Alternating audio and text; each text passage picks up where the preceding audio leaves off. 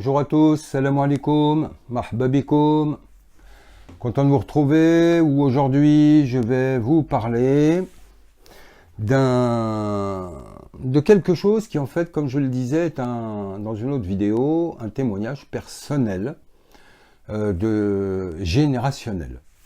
Et ce ba'da bismillah ar-Rahman ar-Rahim, wa salatu wa salam, على النبي الكريم آمن الأسرار وفاتح الأنوار سيدنا محمد حبيب الحق وعلى آله وأصحابه الكرام. Pour commencer, je vais citer un hadith du prophète qui date de la fin de sa vie, où il disait, fut une époque, et là je pense que c'est à la période mécoise, disons jusqu'à Hudaybiya, où on a l'élite des compagnons, et après on a la quantité, et on a la dégénérescence. Il dit, il me suffisait que la personne me dise qu'elle soit musulmane pour que je lui fasse confiance. Et aujourd'hui, et donc là on est sur la fin de sa vie, et il dit, aujourd'hui, cela n'est plus du tout pour moi un gage de confiance. Donc on voit que dans la vie même du prophète, la dégénérescence a été rapide, à une vitesse exponentielle incroyable.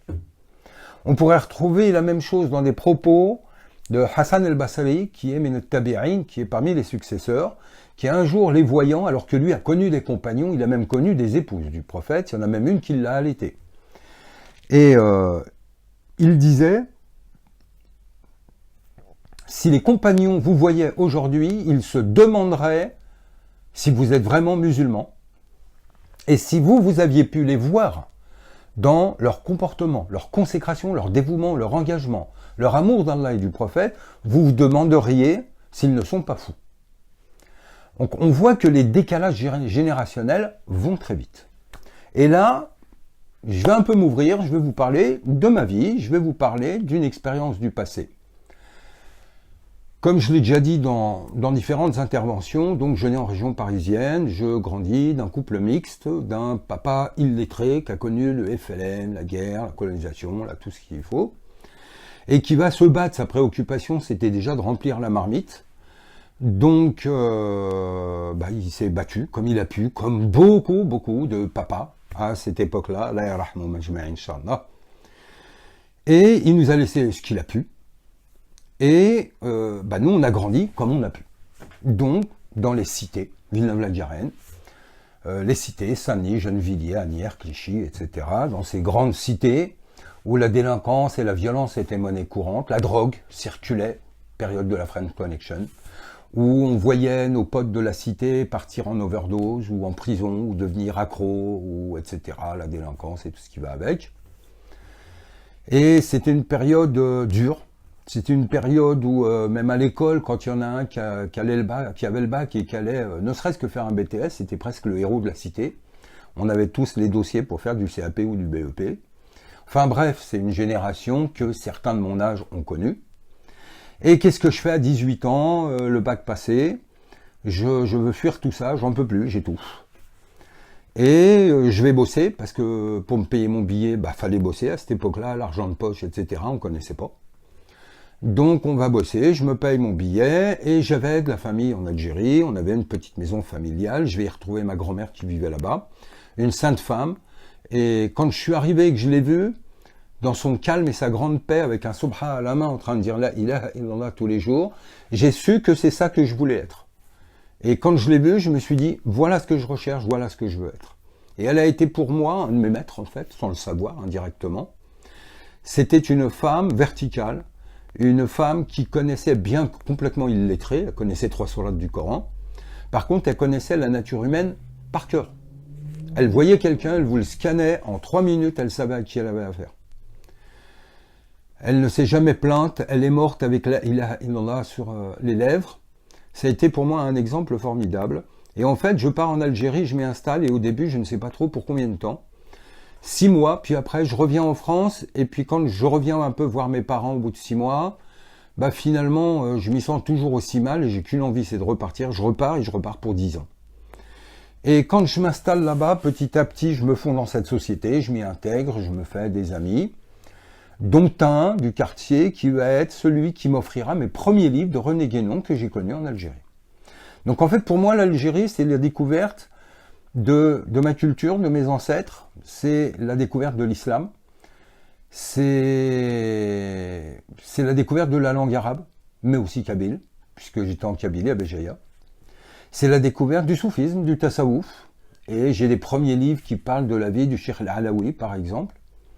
Et c'est surtout la découverte de l'œuvre de Guénon, et en fait, c'est tout un bouleversement de vie, un avant, un après. Il y a un tournant qui sera indéfectible, et qui, vous le voyez, plus de 45 ans après, dure. Et j'ai tous les jours encore le nez dans Guénon, dans le soufisme, dans l'islam, le prophète, et en fait, au fur et à mesure du temps, mes enfants ont grandi, je me suis libéré de mes occupations et obligations, et aujourd'hui, c'est ma vie du matin au soir, nuit et jour, tout le temps, tout le temps, tout le temps. Parce que, voilà, c'est là que je suis bien, c'est là qu'est mon bonheur, c'est là que je m'épanouis, que je suis heureux. C'est comme ça que j'ai découvert l'ampleur de la grâce divine qui est venue chercher un petit voyou de cité comme moi pour en faire un musulman. Et en soi, ce que je voulais vous raconter, c'était un peu ce que j'ai connu en Algérie à cette époque-là. Et donc, je parle des années 80, où je vais faire l'armée à Khenchela, et je vais connaître mon pays, ma terre, la terre de mes ancêtres, du moins, et je vais connaître un peuple, je vais connaître un autre mode de vie, et tout d'un coup, je comprends que si on est à 2 heures d'avion, en réalité, on est à 2 années-lumière, parce qu'on n'a pas du tout les mêmes codes, on n'a pas les mêmes buts de vie, on n'a pas les mêmes mœurs, on n'a pas la même manière de vivre, on n'a pas du tout les mêmes relations, c'est vraiment un monde différent, une autre planète. Et en fait, elle me plaît énormément. De surcroît, à Béjaïa, je suis dans un bord de mer où c'est une des plus belles baies au monde. Bon, entre-temps, ils se sont arrangés pour la détruire, hein, je vous rassure. Mais c'était à l'époque encore une Algérie vierge, une Algérie innocente, presque naïve, mais une Algérie belle. Pourquoi? Parce que les gens, plus que de parler d'islam, ils le vivaient.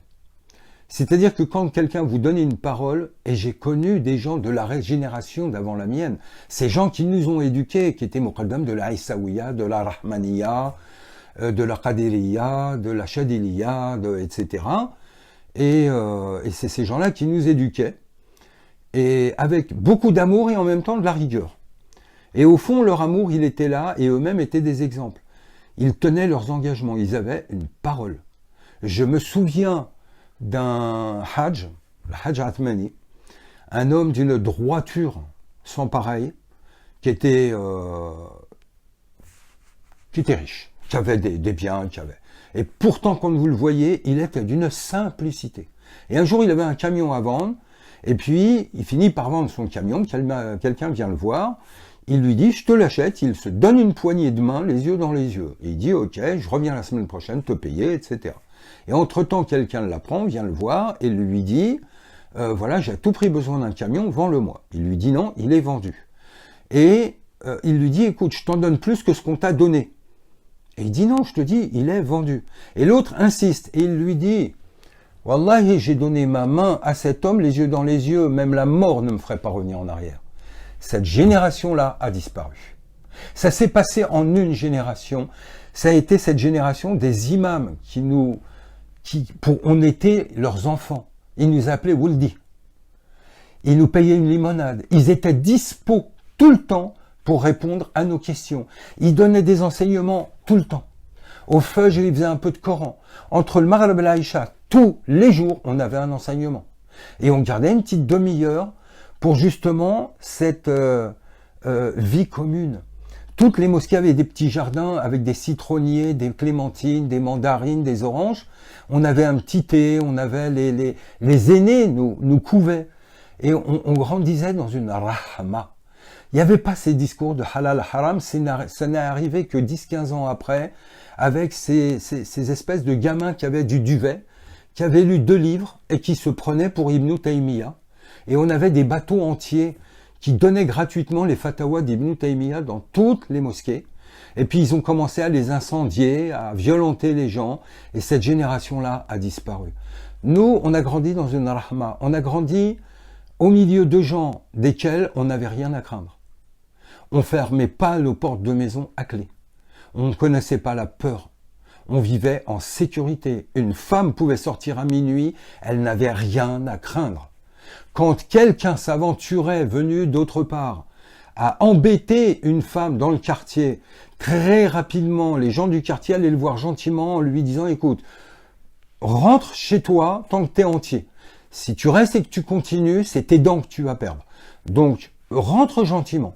Et il est arrivé une fois ou deux qu'il faille en arriver au bout, mais en tout cas, les femmes étaient respectées, leur dignité était respectée.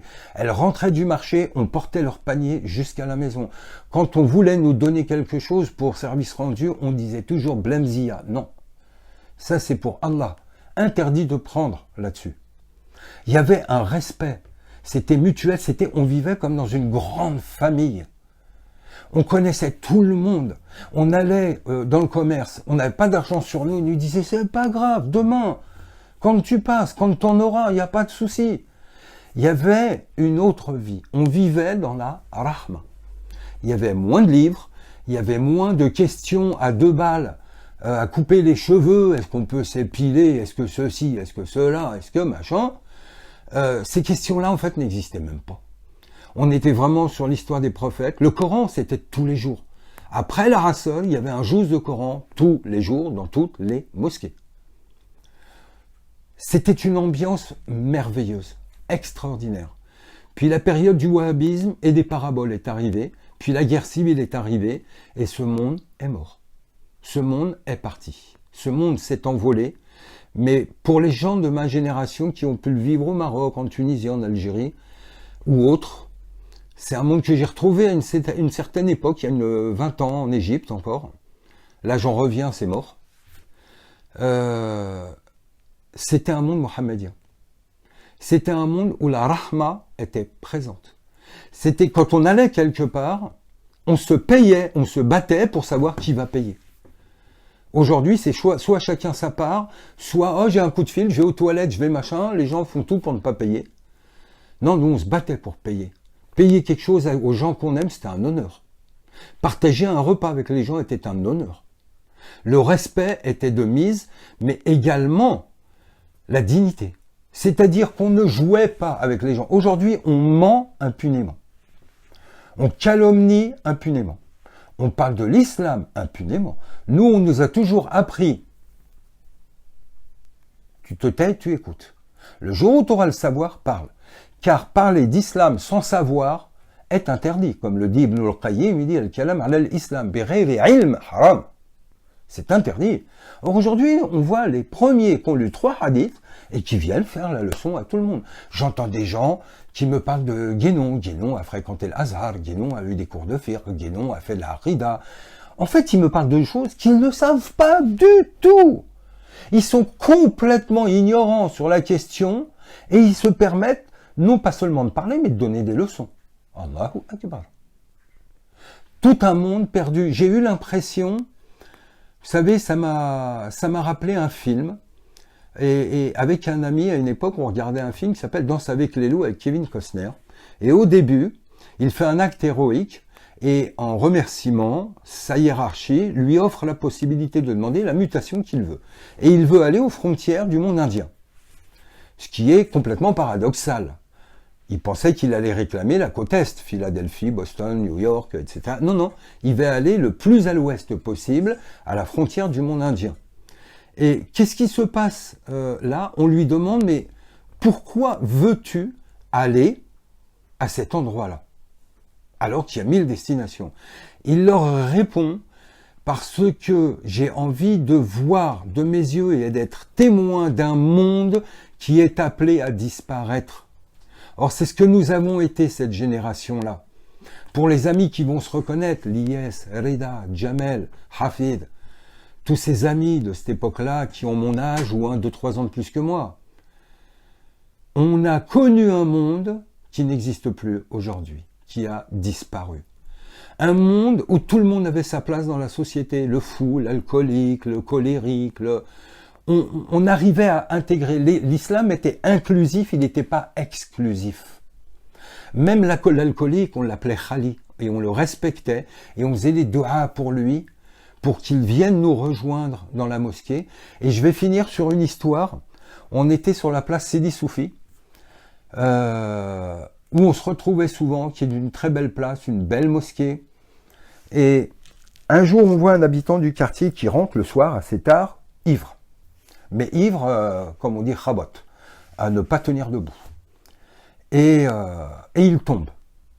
Donc c'est avilissant, c'est même nous, ça nous fait mal au cœur de voir quelqu'un qui a l'âge de notre père s'avilir comme ça. Donc on va à 3 ou 4 autour de lui, il y a un ami qui ramène un peu d'eau et un chiffon, et on va l'aider à se relever, il va le nettoyer, il va le recoiffer un peu, remettre sa veste et tout, et on lui fait un peu la morale, et on lui dit « Ya Khalé, taqillah, arja ila salat », voilà, reprends conscience d'Allah, de l'islam, rejoins-nous dans les rangs de la prière, de la mosquée, etc., etc. Et on le raccompagne quasi jusqu'à sa porte, on frappe à la porte et on s'en va discrètement, on lui ouvre, il rentre chez lui. Et le lendemain, quelle est notre surprise? À Salat al-Maghrib, on le retrouve dans la mosquée de Sidi Soufi à faire la prière. Et là, tout le monde est un peu étonné. Et on finit par aller le voir, on le félicite, machallah, ça nous fait vraiment plaisir. On a toujours su que tu étais quelqu'un de bien, machallah. Parce que vous savez, beaucoup de gens, avant de les juger, sachant que le jugement, wa alayna al-hisab, le jugement, il est à Allah, il n'est pas aux hommes. Juger, c'est très facile. Dans la vie, tant qu'on n'est pas tombé, on est prêt à juger tout le monde. Pépère la morale, là, il est prêt à mettre tout le monde au pilori. Or, faut savoir, ces gens qui tombent dans des dérives, pourquoi ils y sont tombés? On n'y tombe jamais de bon gré et par plaisir. Eh bien, qu'est-ce qu'il nous dit? Il nous dit, vous savez ce qui m'est arrivé hier? Et on lui dit, le khayr, Inch'Allah. Et là, il nous raconte, et ben comme d'habitude, j'avais bu, je suis rentré, et j'étais vraiment dans un état de conscience où je m'en voulais, j'étais vraiment pas bien, je suis tombé, et le prophète est venu me relever. Il m'a nettoyé et il m'a dit, Oulidi, combien de temps encore vas-tu rester dans cet état? Rejoins le rang des musulmans et reviens à la prière. La porte de la miséricorde d'Allah est toujours ouverte. Et il dit, je suis rentré et le soir, j'ai rêvé de lui. Et le lendemain, je me suis dit, subhanallah, moi, un buveur, le prophète, dans sa grande miséricorde, vient me chercher. Il sait que j'existe. Il m'a promis le pardon. Il m'a dit que la porte de la rahma d'Allah était ouverte. Je ne peux pas rater cette occasion. Donc j'ai décidé que c'était fini et que j'allais faire mes prières, que j'allais devenir un bon père de famille, etc., etc. Or, c'était pas le prophète, c'était nous.